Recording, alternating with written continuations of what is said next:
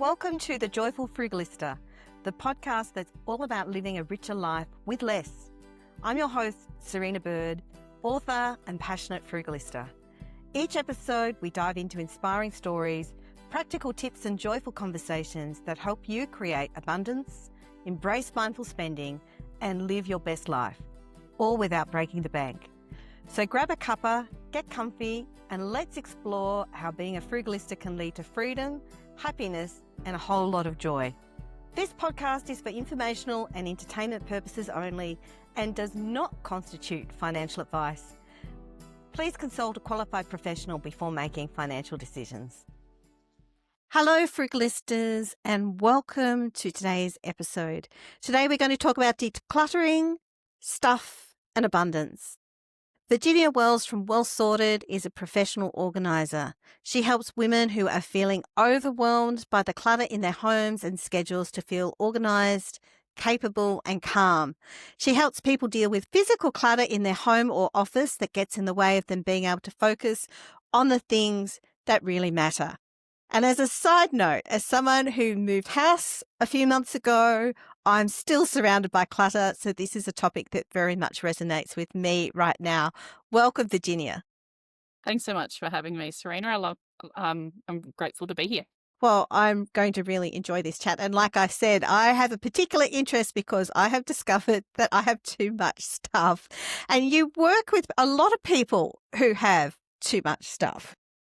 Yes, I'd say everyone that comes to me feels like they've got too much stuff.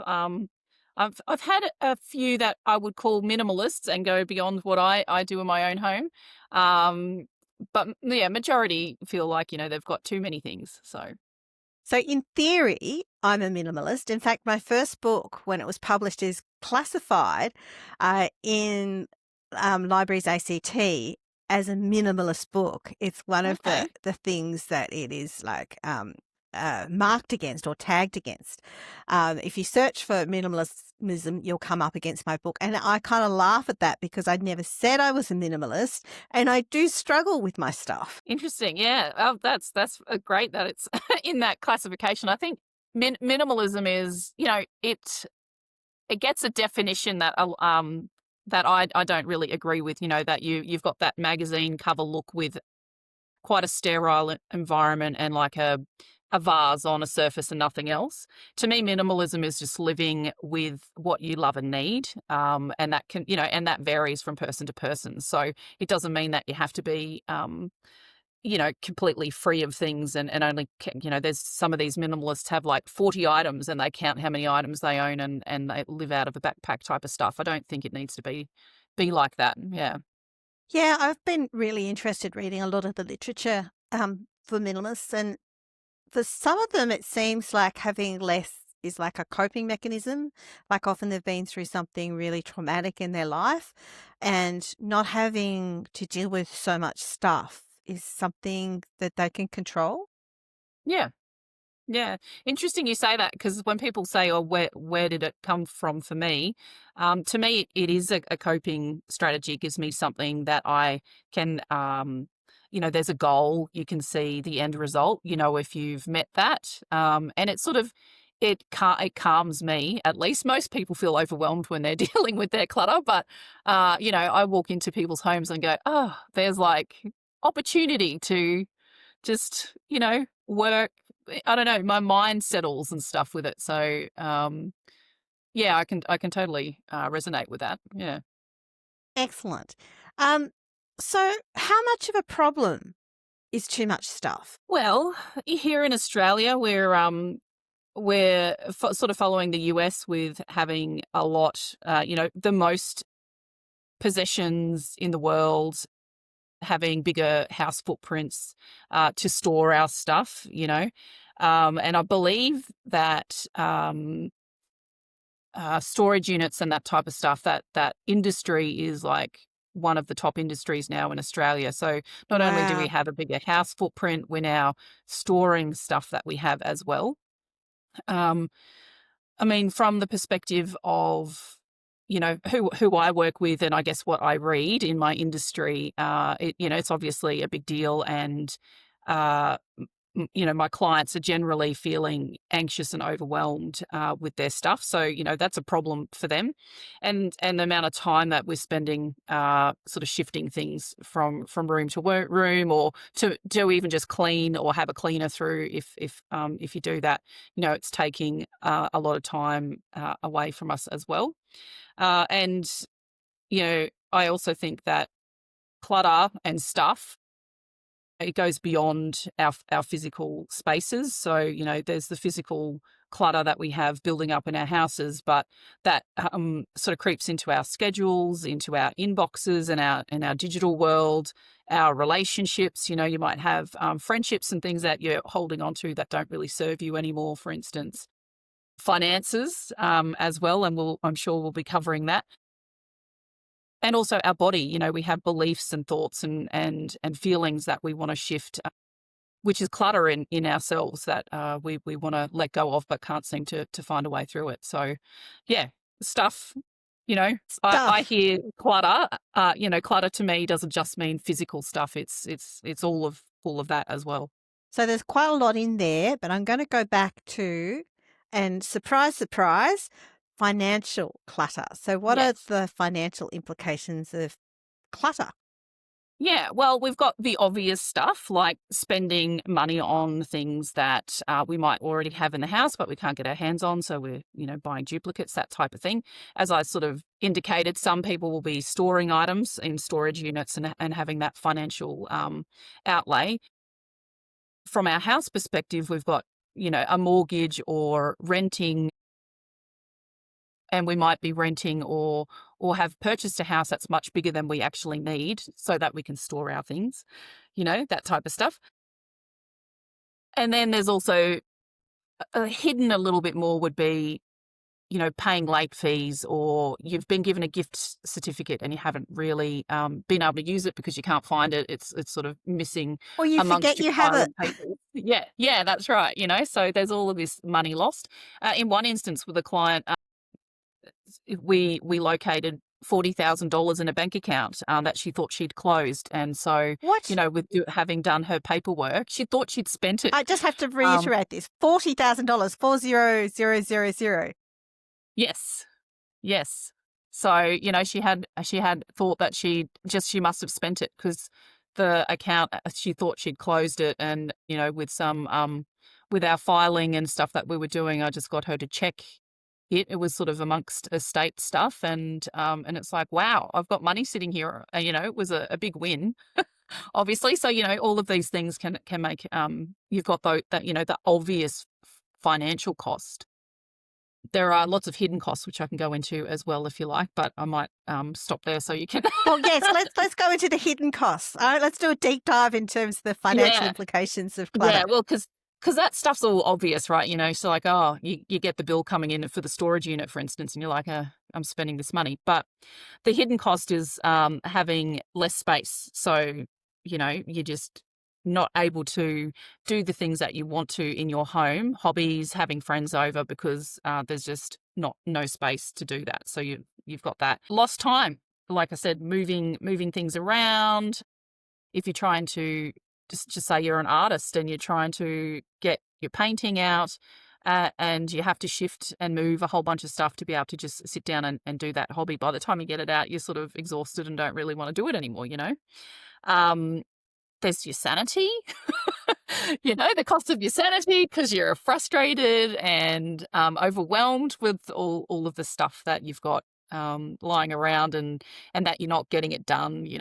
I'm laughing a little bit here, but I do have a close family member who actually had a bit of a breakdown and had a major anxiety episode, and actually had to go and live in a clinic for couple of weeks, I think, after Yeah. moving house and being surrounded by too much stuff and not being able to cope with it. Yeah.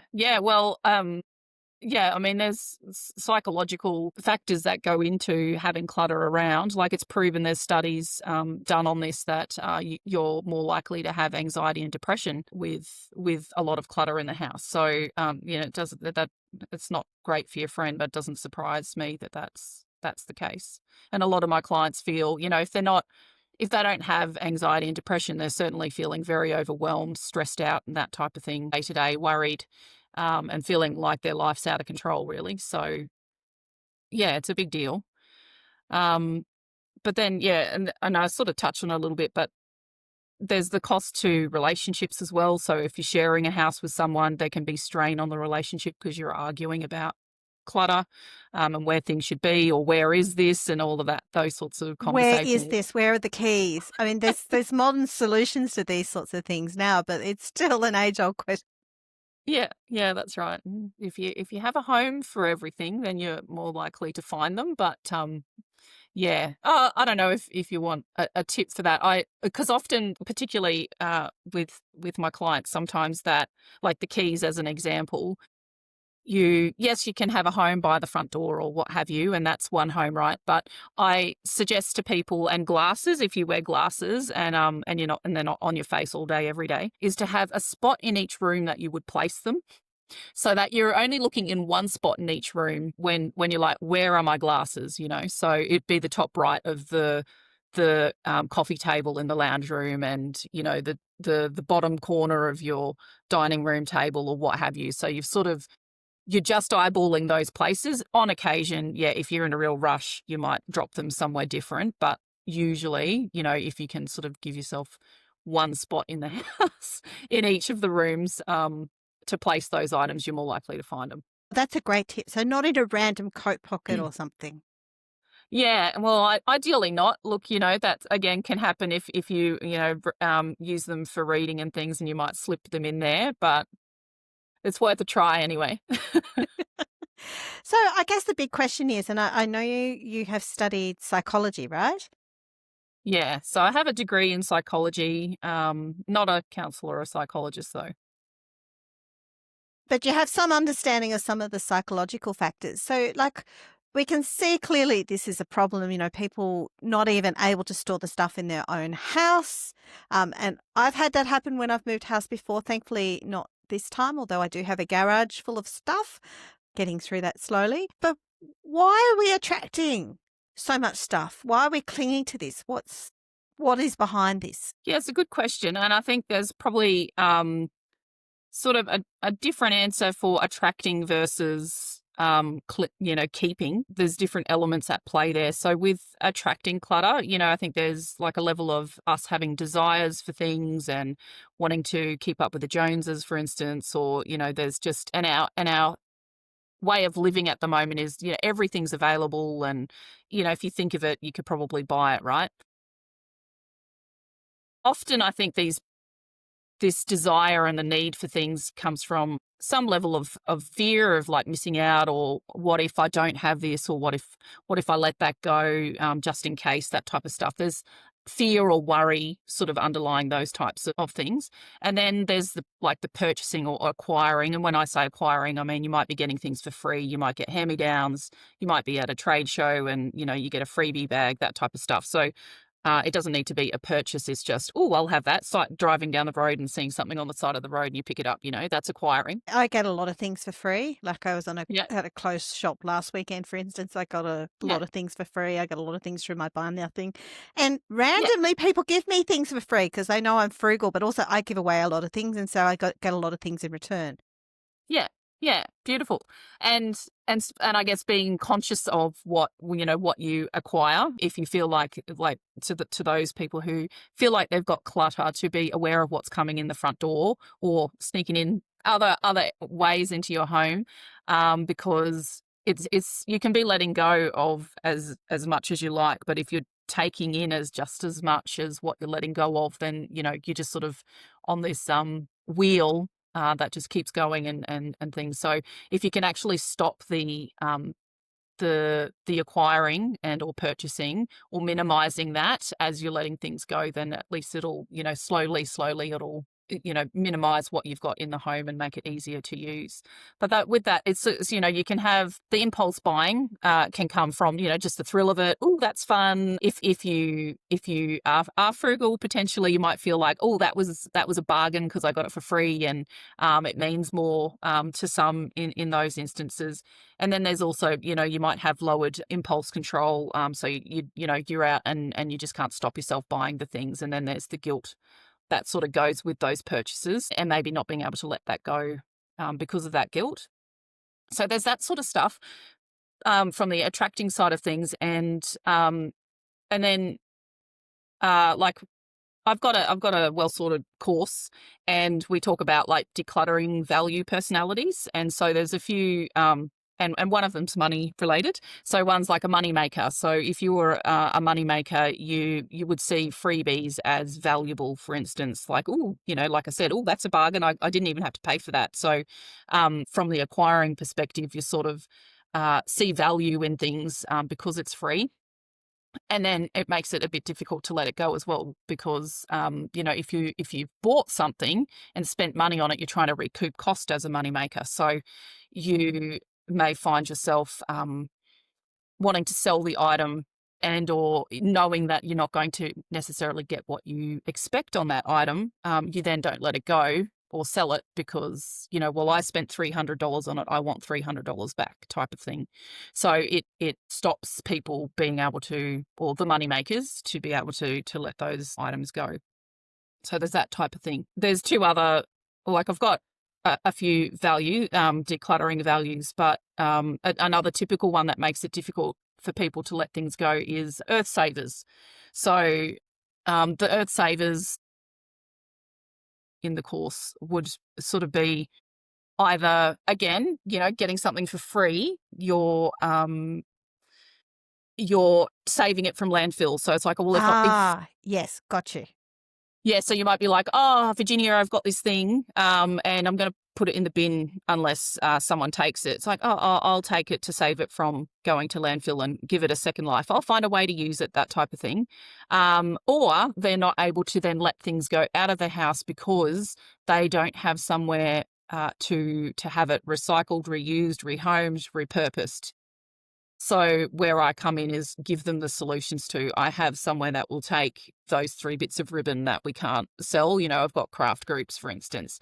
So when they have somewhere to let it go to, they are then able to let that go. So being aware. Yeah, I must say that is a weakness for me, especially packaging, like jars, for instance, a good quality jar, which is fine, but I had like at least 3 boxes when I moved. Yeah. So and I do a lot of preserving, but not that much. Yeah. Yeah. And so, in that instance, if you know that you collect the jars, being able to have an outlet somewhere that will take them, homesteading groups are great to join for that type of thing. So when you have a few boxes, you can just list it on the homesteading group, for instance, or your buy nothing groups, which you mentioned, and someone often will take them. So buy nothing groups I know about. So homesteading groups, these are Facebook groups for like urban homesteaders. Yeah, I don't know to what level. I've joined some to give away jars. I think they're people who are trying to grow their own gardens and do preserves, and they share different information on that, and just have like a like-minded community, basically. But yeah, I think you'd probably find there's definitely Canberra ones, but for those who are listening who aren't Canberra-based, I'm sure they'd be other states and suburbs that have them too. Yeah, or else just move to Canberra because Canberra's really cool. Yeah. It is really cool. Yeah. We don't want everyone here though, because, then it may not be so cool. I mean, too full and we want to be selective. I like Canberra, just it's so, I know. Yeah. Anyway, so I think that's a really great roundup of some of the psychological factors, and certainly there's a lot of those that I really related to. And I guess for me, I from time to time suffer a bit from scarcity mindset. So it is hard sometimes, although I'm a big believer in, the Buddhist concept of non-attachment, it is hard for me sometimes to let go of things. Yeah. Yeah. And I guess something that might be worth trying there is, with the scarcity side of things, is being aware of your creativity and resourcefulness. You know, we all have brains. They all give us ideas about how we can do things. And often, you know, when we've got that, oh, I might need this down the track, the just in case. You know, I don't want to spend money on that in the future, so I should keep it. Those sorts of things is thinking about, well, what would you do instead if you didn't have that? Depending on the item, you know, you might have something in the house that will do. So if we're talking, for instance, a Christmas platter, it's like, well, if I give the Christmas platter away and I need a platter, what would I use?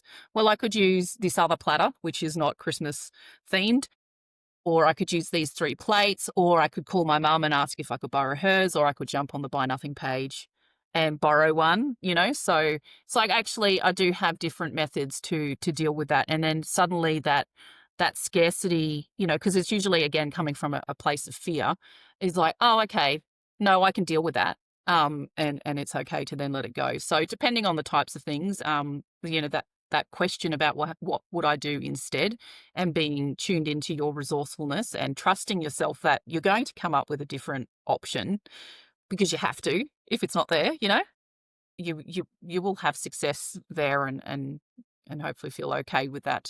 Let go. May not be the perfect thing because it's not the Christmas platter that you were hoping for at Christmas, but you know. I was laughing a bit because of the whole Christmas stuff, and it's bizarre how much Christmas stuff there is. Now, I do admit I do have some Christmas stuff. So I have some Christmas tea towels. I've Yeah. got a couple of Christmas plates, and I've got a lovely little Christmas milk jug and sugar bowl, which I haven't been able to use for several years because hubby refused to go into the cage to get it because we had too much stuff. Now that we've got a house, I think we will. But in general, I try not to buy too much Christmas stuff because, like, it's like, how often do you use it? I mean, do you need a whole Christmas themed, you know, dinner set? Like, where are you going to store it for the rest of the year? Yeah, well, that's right. And unless you're one of those people who absolutely adore Christmas to the point that, you know, you just go to the nines with decorating your house and it's like your favorite time of year and that type of thing. The majority of us can live without those sorts of things. And so, you know, if you're trying to create space, then looking at things like that, where it's a every now and again type of thing, and seeing if you can just lend it from somebody else, or can you make do with just standard platters that you use all year round and enjoy those ones, and get stuff that you like, that sort of suits any time of year. And then that will take a layer of things out of your kitchen potentially, you know, or your storage shed if you've got it stored in the cage, you know. Yeah. Yeah, definitely. So I guess going back to money and clutter, Yeah. how do you think clutter can reflect our money mindset? Yeah. Money mindset's an interesting one. And I sort of was thinking about this and was looking at, like, my clients. For instance, I have various different clients, different situations, like financially. So I've got people who have financial freedom, uh, and and then I've got people who are sort of, you know, almost on the poverty line. And regardless of where they sit, they can still have, um, you know, some will be spending like they've got all the money in the world, but it's coming from a different place depending on the person. You know, some are doing it because of fear of, well, this is my paycheck. I'm going to be, I want this thing and I need to buy it now because it's the last time I'm going to have this money. Or, you know, from financial freedom and, like, well, I have the choice to buy whatever I want and I can buy that type of thing. And then on the flip side, you've got people who are frugal with their money. They're being very careful. And they can be people who are on the poverty line and trying to save every penny so that they can pay for all the things that they need to pay for. Or they can be financially free, and that's part of the reason why they're financially free. So I was just like, oh, yeah, it's interesting. I mean, there probably is something underlying all of those things, but I feel like people with clutter come from it from very different angles, and it's not. I wouldn't say that everyone with clutter would have the same mindset. I don't know if I've answered your question there, Well, but I think you have. So there's a spectrum from people who don't have a lot of stuff who hold on to too much clutter to yeah, people who are very wealthy but buy too much stuff because they can. yeah, yeah, But the stuff is still a problem. yeah.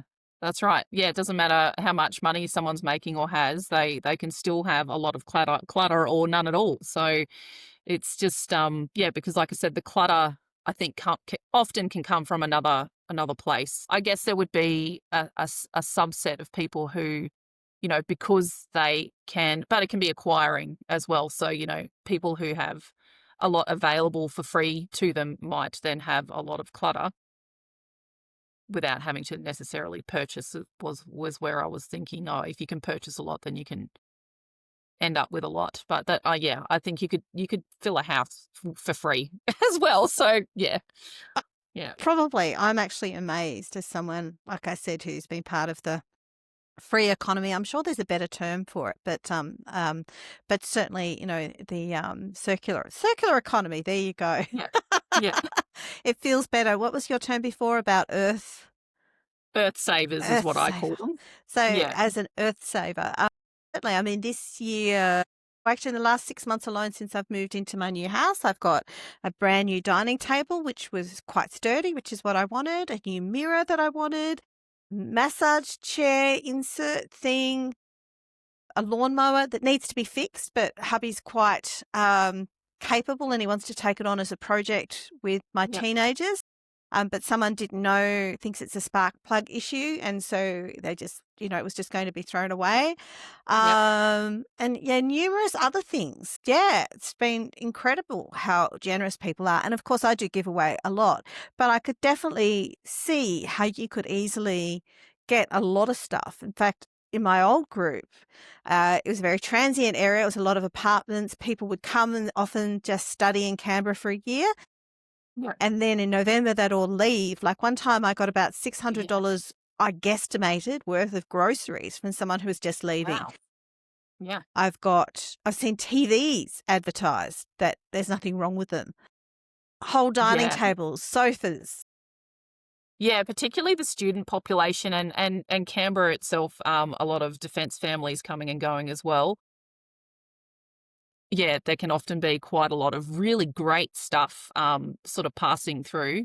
Uh, yeah, and the different buy nothing groups because I've been across a few over the years. There'll be different socioeconomic backgrounds in certain places, so certain things do better in other in one suburb and not the other, that type of thing. So, but yeah, so much available, and because I declutter for a living, I know that anything and everything is possible to get for free.